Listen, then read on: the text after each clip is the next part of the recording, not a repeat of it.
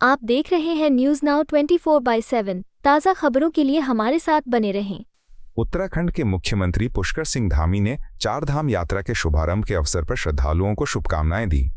उन्होंने कहा कि बद्रीनाथ धाम के कपाट खुलने के साथ ही अब चारों धाम केदारनाथ, बद्रीनाथ, गंगोत्री और यमुनोत्री के कपाट खुल चुके हैं और यात्रा औपचारिक रूप से आरंभ हो चुकी है।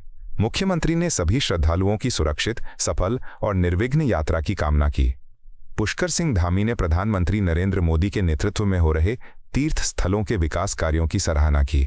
उन्होंने कहा कि बद्रीनाथ के लिए मास्टर प्लान पर काम तेजी से चल रहा है और आने वाले समय में ये धाम और अधिक भव्य स्वरूप में दिखाई देगा। इसी प्रकार केदारनाथ धाम में 2000 करोड़ रुपए की लागत से पुनर्निर्माण और विकास कार्य किए जा रहे हैं।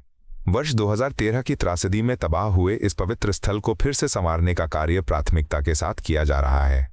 मुख्यमंत्री ने बताया कि केदारनाथ और हेमकुंड साहिब के बीच रोपवे परियोजना को मंजूरी मिल चुकी है, जिससे विशेष रूप से वरिष्ठ नागरिकों को यात्रा में सहूलियत होगी। उन्होंने बताया कि जोशीमठ क्षेत्र में विकास कार्यों में लगभग 20% स्थानीय लोग रोजगार पा रहे हैं। दरार प्रभावित इलाकों की स्थिति पर उन्होंने बताया कि विभिन्न एजेंसियों ने वहां सर्वेक्षण किया है और पुनर्विकास के लिए भारत सरकार से 1700 करोड़ रुपए का फंड मंजूर हुआ है, जिसकी पहली किस्त 292 करोड़ रुपए जारी हो चुकी है। मुख्यमंत्री ने प्रधानमंत्री मोदी और गृह मंत्री का आभार व्यक्त करते हुए कहा कि उनके विशेष सहयोग से देवभूमि उत्तराखंड का तीव्र विकास संभव हो पाया है। आज बद्रीनाथ धाम के कपाट खुलते ही चारों धामों के कपाट खुल गए हैं और चार धाम यात्रा विधिवत रूप से प्रारंभ हो गई है।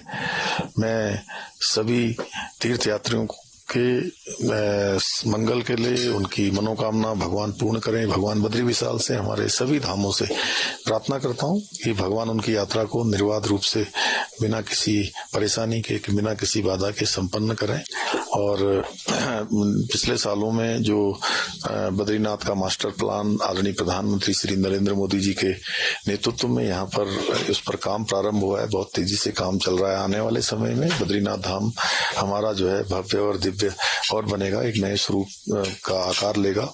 इसके साथ ही केदारनाथ जी में मास्टर प्लान नवनिर्माण, पुनर्निर्माण, जो आपदा के बाद वहां का पूरा परिसर क्षतिग्रस्त हो गया था, वह भी 2000 करोड़ रुपए की धनराशि से बन रहा है। वहां आस्था पथ बन रहा है, तीर्थ पुरोहितों के आवास बन रहे हैं, ध्यान गुफा बन रही है।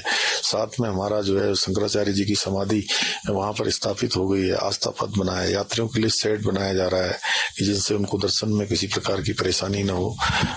सरस्वती घाट बनाए गए हैं।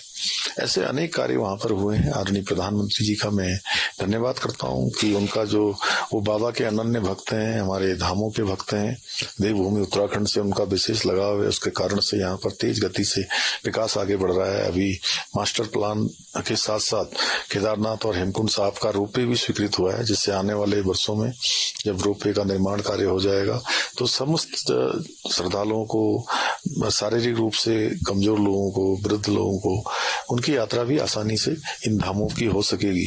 इसके साथ ही अभी जो ज्योतिर्मठ हमारा फरवरी माह 2023 में पूरी काफी सारा लगभग 20% वो क्षेत्र क्षतिग्रस्त हो गया था, भूदशा हो गया था, दरारें पड़ गई थी।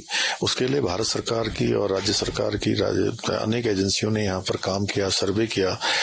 भारत सरकार का एनडीएमए, वाडिया इंस्टीट्यूट, हमारे रुड़की आईआईटी, उत्तराखंड सरकार का हमारा आपदा प्रबंधन विभाग, सब ने मिलकर यहाँ पर एक संयुक्त रूप से सर्वे का काम प्रारंभ किया था। और उस समय सर्वे के बाद हमने भारत सरकार से निवेदन किया था कि हमको यहाँ के नवनिर्माण के लिए, पुनर्निर्माण के लिए, क्षतिग्रस्त जो भूदशा हुआ है उसके लिए, उसके ठीक करने के लिए, सड़कों के लिए, सीवरेज के लिए, अन्य बाढ़ सुरक्षा से बचाव, बाढ़ से सुरक्षा के लिए हमने एक अनुरोध केंद्र सरकार से किया था। केंद्र की सरकार ने 1700 करोड़ रुपए की धनराशि स्वीकृत की थी, जिसकी पहली किस्त कल 292 करोड़ रुपए की जारी हो गई है। मैं आदरणीय प्रधानमंत्री जी का और आदरणीय गृह मंत्री जी का देवभूमि उत्तराखंड के सभी नागरिकों की ओर से और ज्योतिमठ के सभी निवासियों की ओर से धन्यवाद करता हूं कि जल्दी से जल्दी और धनराशि भी हमको मिलेगी और तेजी से जो है ज्योतिमठ का सब काम संपन्न होगा। आपको यह वीडियो पसंद आया हो तो इसे लाइक करें, हमारे चैनल को सब्सक्राइब करें।